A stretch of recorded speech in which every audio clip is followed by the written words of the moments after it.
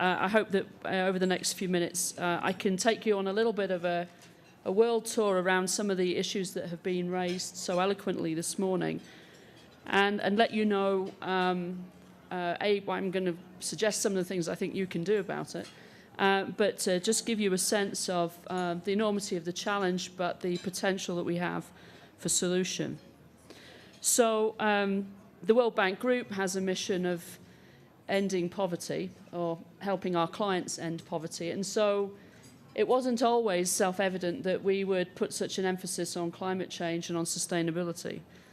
I think it's become very clear now, as the science has become clearer, and the science has brought action on climate change over the planning horizon. This isn't something that is going to worry us in the 2040s, 2050s. This is worrying us now. It's going to be profoundly worrying within the decade. And within the 2030s, we will be at 2 degrees. And 2 degrees is not benign. And 2 degrees for many parts of the planet and for many parts of the population is going to be extremely stressful.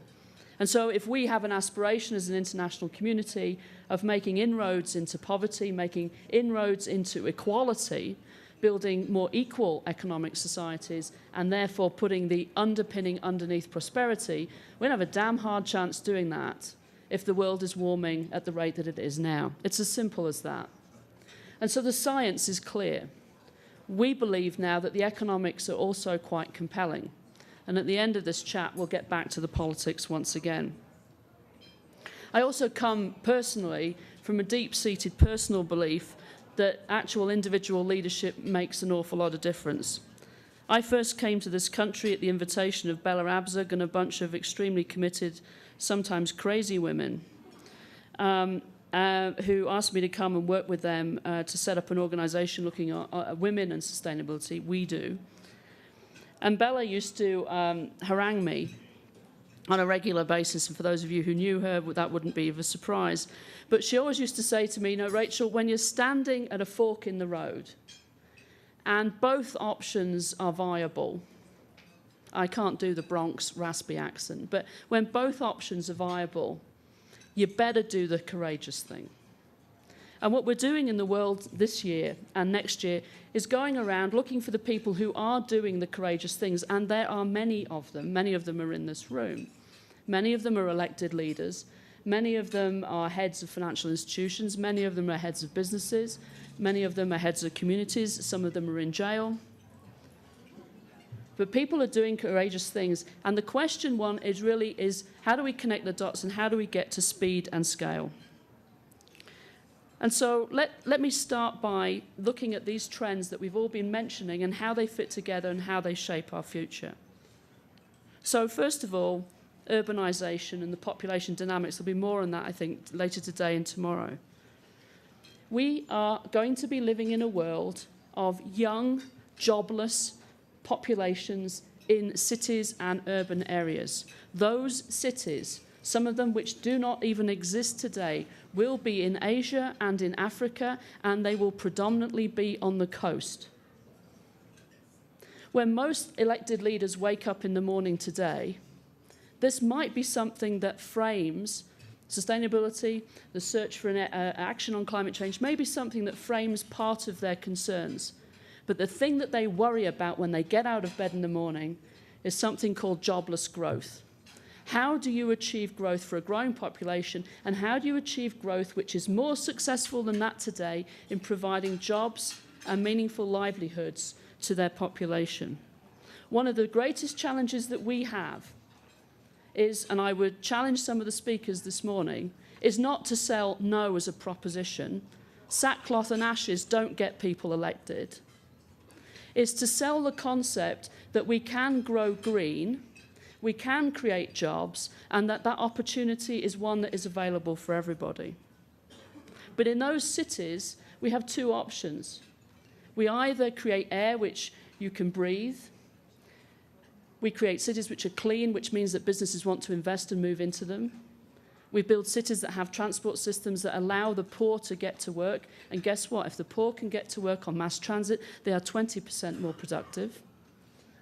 Or we create city equality. and we create even more social problems than we have today. It's the long-held philosophy that the best thing for the poor is to actually be in urban settings because we can reach them with services. We can reach them with health and education and other services. I think that climate change turns that all the way around.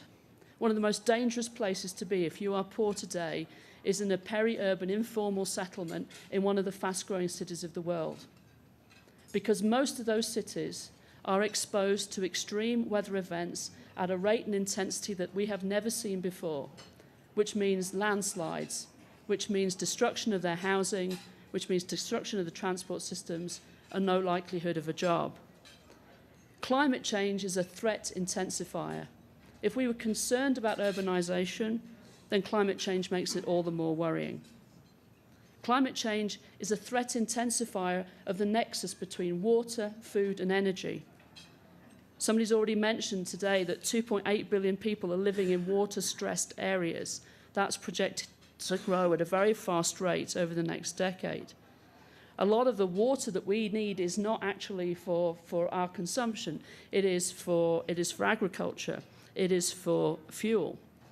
We have estimated that we need to increase our energy production by 30% over the next 20 years in order to keep up with rising demand. But at the current way in which we produce electricity, a 30% increase in power means an 80% increase in water use. And we don't have that water. And then look at food. Half of the world's population today, and this is to take the statistics that you were given earlier this morning, half of the population of the world today is either undernourished or overnourished. That means that the diabetes rates that you see in the United Arab Emirates, in Tonga, in Mexico, here in the United Kingdom where I come from, are a failure of the food system in the same way that the 800 million people who go to bed hungry every day represent or are. So we have a broken food system, and climate-smart agriculture will have to be part of the solution, because the way in which we manage land and the landscape, the way in which we manage forests and farming together will be one of the places where the solutions can be found, because it can actually bring carbon out of the atmosphere, as has been well described earlier today. But we estimate that by the end of the century we'll be at a 4-degree world, and all kinds of very unpleasant things start happening at 4 degrees. And at 4 degrees we estimate that 40% of the cultivable land in sub-Saharan Africa is now out of cultivable limits. That means that that growing population of Africa that wishes to be prosperous, that land upon which we are all depending on its productivity, is out of productive use. And that will certainly affect things like maize production. And so we're going to have to look for different alternatives in both farming methods, but also we have to understand that at 4 degrees is actually 6 degrees in the innermost part of the continent if you look at most of the climate projections. And we really can't afford to get that far down the road. Well, we're here talking about renewable energy. Energy, of course, is a very, very big part of this problem. Where we come from is also a position of this triple dilemma of energy. One is to provide access to energy to those who don't have it, to provide modern and reliable electricity to those who don't have it, to incredibly improve the energy efficiency of the systems which already exist, and then to at least double renewable energy over the next 20 years. And if we can do more than double, then I think that would be something we would all like to see. But the solutions to all of these have to work for the poor. We can't afford the inequality which is already racking domestic and the international economy to also put us at odds with each other. There is common cause to be found, but that means that we will have to look for it and express it quite carefully in our language. But from a development perspective, even if we stopped emitting today, let's say that we waved that magic wand and all emissions stopped today, we have put enough pollution enough carbon pollution in this atmosphere that we will have to live with the consequences of the warming that we've already created. Which brings me to 2 points. One is that we have no time. Second, we have to focus. And perhaps 3 points, we have to also focus on resilience, which was mentioned by the scientific panel this morning. Extreme weather events will be exacerbated in their frequency and their intensity. For many, many countries, and I would posit for many communities in this country, for many states in this community, you will have to run to stand still in terms of growth if the impact of those kinds of weather events is repeated.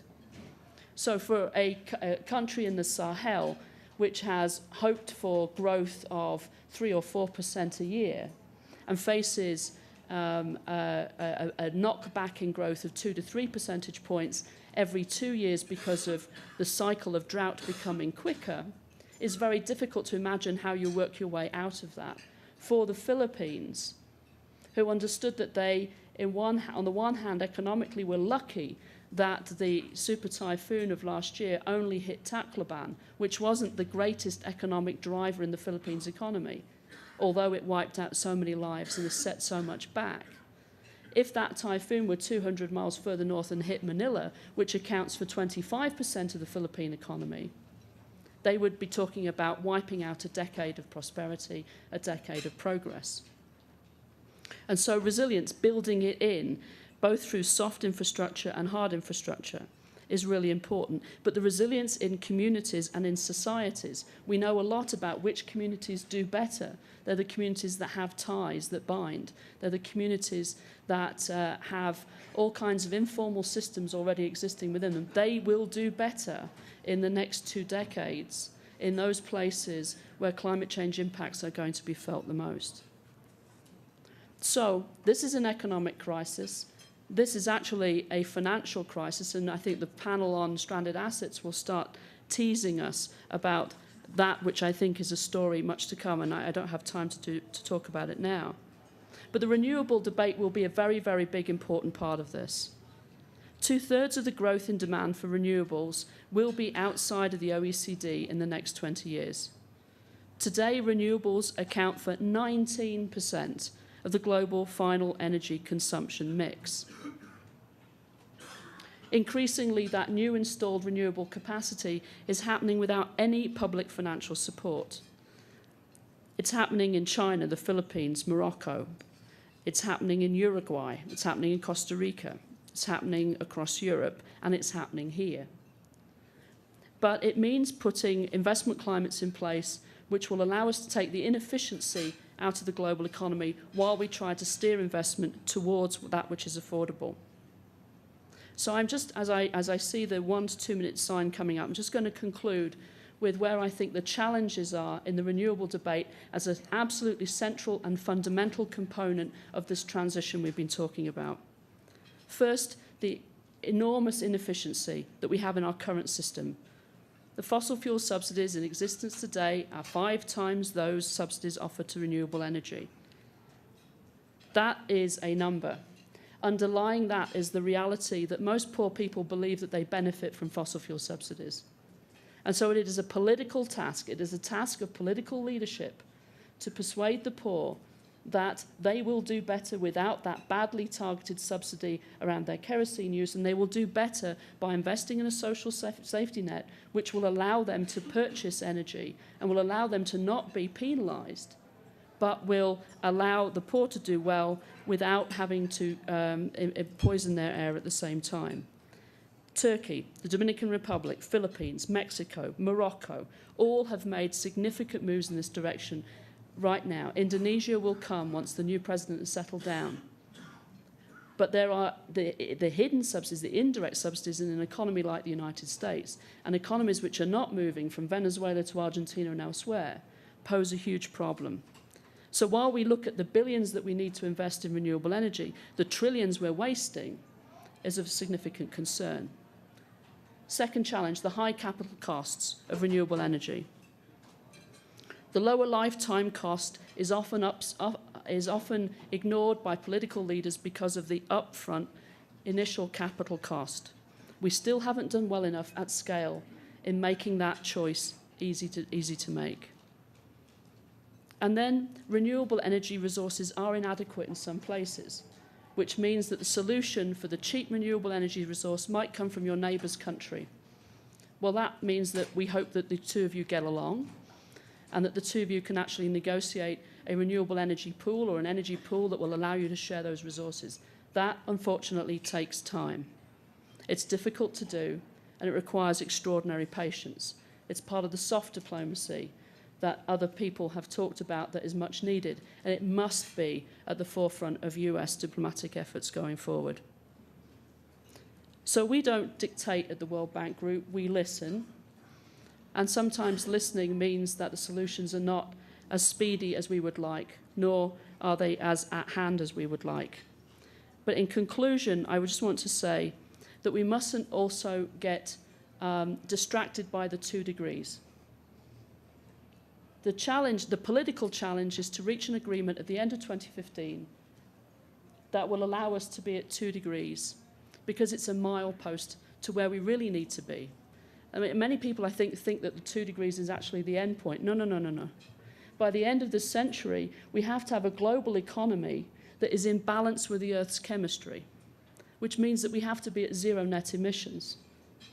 And it's very difficult to imagine, or at least we in the World Bank Group haven't figured out a way how to imagine how we do this without wrestling with 3 things. One is nuclear, and we've kind of danced around that today. The second is carbon capture and storage. And the third is the inevitable breakthrough in solar battery storage technology, which will really allow the solar revolution to take place. So these are the things that are needed. These will require stalwart political leadership in countries all around the world. The challenge for us, the challenge for those of us who have means, is to make clear that we will vote for it, is to make clear that we do believe that the jobs will be there in this green economy shift, and that we are not asking people who don't have anything to forswear the option that their children should have something, and that we are not asking them to give something up. If we can do that, and if we can find common cause, this absolutely can be done. Thank you.